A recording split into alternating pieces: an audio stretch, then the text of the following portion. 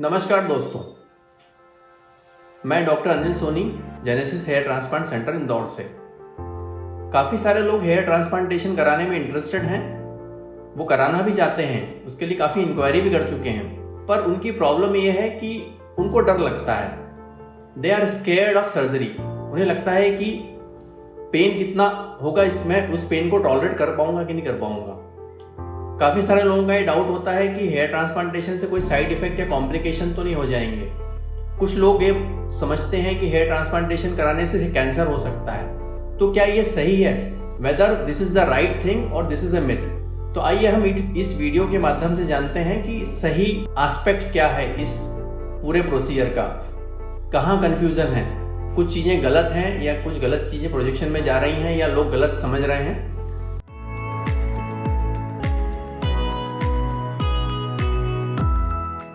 दोस्तों, hair transplantation में चूंकि एक माइनर कैटेगरी की सर्जरी है और इसमें हम पीछे से बालों की जड़ों को निकाल के आगे ग्राफ्ट करते हैं। जहां तक बालों की जड़ों या इसको हेयर रूट बोलते हैं उसका सवाल है, वो स्किन के लेयर में लिमिटेड रहती है और हमारा ब्रेन काफी अंदर बोन से कवर्ड रहता है, स्कल बोन के अंदर। तो किसी तरह का साइड इफेक्ट होने की संभावना नहीं के बराबर है, क्योंकि हम किसी भी तरह से बोन के अंदर नहीं जा सकते। दूसरी बात यह है कि इस पूरी सर्जरी को लोकल एनेस्थीसिया में परफॉर्म किया जाता है। इसमें पेशेंट को बेहोश नहीं किया जाता है। पेशेंट पूरी तरह से बातचीत करते हुए, खाते पीते हुए इस तरह की सर्जरी को परफॉर्म करते हैं, जिससे आप समझ सकते हैं कि ये किसी भी तरह का रिस्क फैक्टर बहुत ही मिनिमाइज हो जाता है।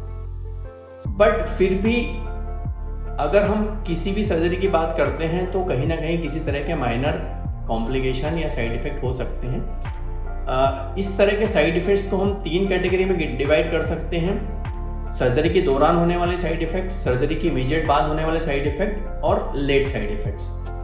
सर्जरी के दौरान होने वाले साइड इफेक्ट्स में सबसे इंपॉर्टेंट चीज होती है किसी भी दवाई की कारण होने वाली hyper sensitivity reaction.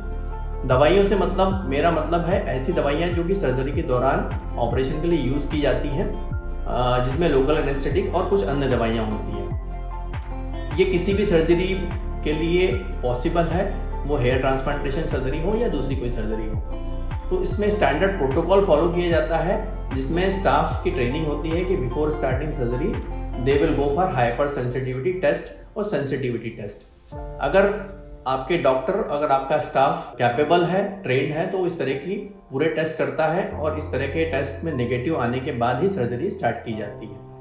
Hyper sensitivity reaction होने के बाद पेशेंट के बॉडी में चकत्ते आ सकते हैं, ब्लड प्रेशर फ्लक्चुएट हो सकता है, सांस लेने में तकलीफ हो सकती है या कभी कभी शॉक में भी जा सकता है। तो आपके सेंटर को या डॉक्टर को इस तरह की प्रॉब्लम्स इमरजेंसी डील करने के लिए तैयार रहना चाहिए। They should be trained for dealing this type of emergencies, कि वंस इन ए वाइल इस तरह का प्रॉब्लम आता है तो वो डील कर पाए। अब हम सर्जरी के दौरान होने वाले साइड इफेक्ट्स की बात करते हैं।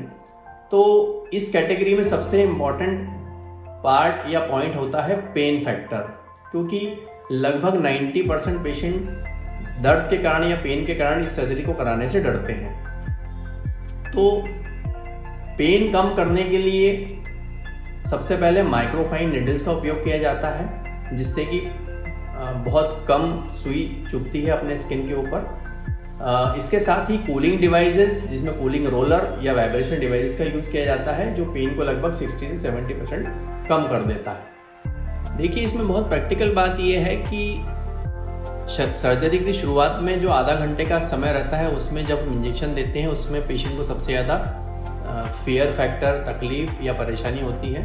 बट एक बार जब हम एनेस्थीसिया का असर आ जाता है, उसके बाद में पेशेंट काफ़ी कंफर्टेबल हो जाता है। और मेरे एक्सपीरियंस के हिसाब से आगे आने वाले दिन भर में सबसे ज़्यादा प्रॉब्लम पेशेंट के लिए 4 घंटे उल्टे लेटना और 4 घंटे सीधे लेटने का परेशानी होती है, क्योंकि कभी भी इस पोजीशन में लंबे समय तक कोई भी नहीं लेटता है।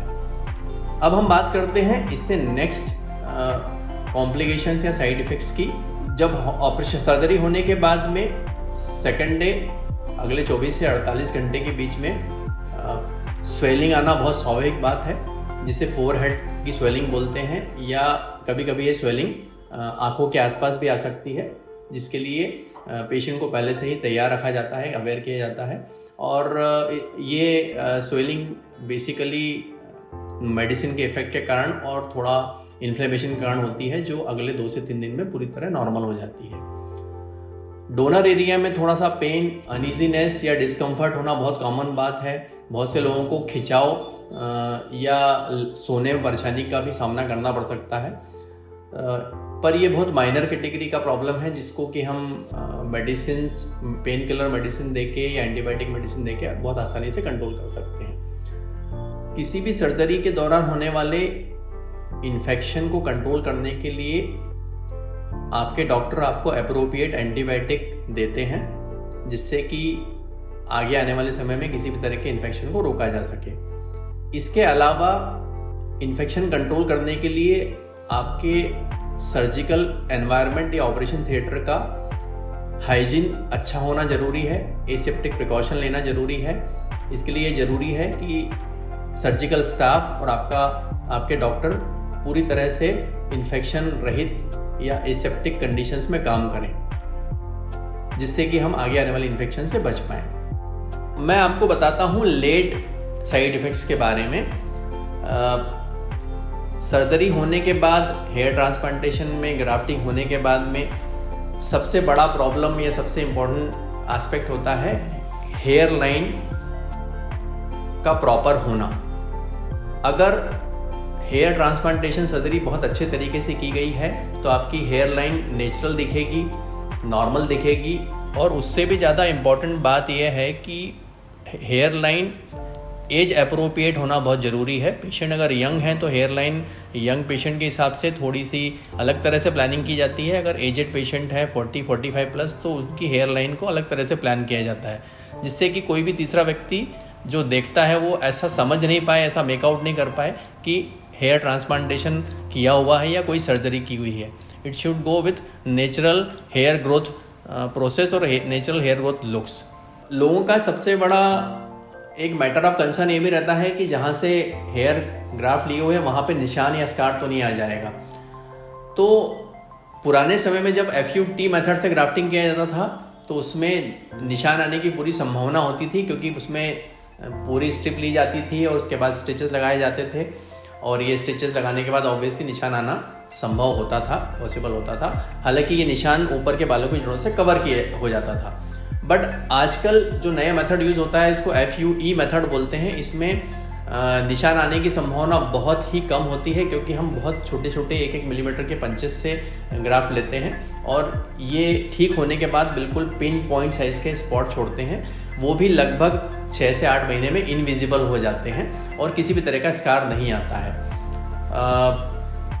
कुछ लोगों को रिसिपिएंट एरिया में कहीं कॉबल स्टोनिंग या हल्के से दाने आ सकते हैं, जिसको कि हम अच्छे शैम्पू या हेयर सीरम या हेयर स्प्रे देके ठीक किया जा सकता है। तो दोस्तों, ये कुछ कॉम्प्लिकेशन या साइड इफ़ेक्ट्स थे जिसके बारे में हमने इस वीडियो में बात की। अगर आपको हेयर ट्रांसप्लांटेशन से संबंधित और कोई जानकारी चाहिए तो आप नीचे दिए गए नंबरों पे कॉल कर सकते हैं या कमेंट बॉक्स पे कमेंट भी कर सकते हैं।